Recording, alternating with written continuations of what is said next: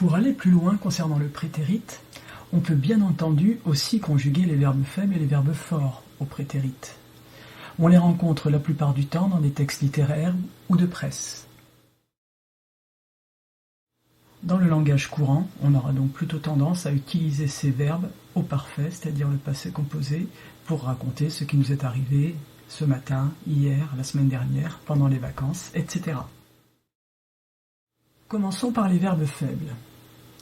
Le radical du prétérite des verbes faibles est construit sur le radical du verbe, c'est-à-dire l'infinitif -en, auquel on rajoute le suffixe te. On appliquera ensuite les terminaisons habituelles du prétérite, donc rien, st, rien, en, t, en.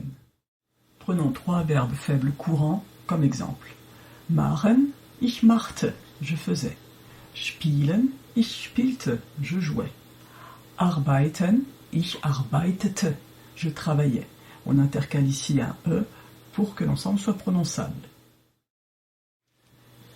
L'exemple du verbe machen sera valable pour conjuguer tout verbe faible au prétérite. On prend le radical du prétérite, c'est-à-dire mach, son radical, rallongé du suffixe te, et on ajoute les terminaisons du prétérite.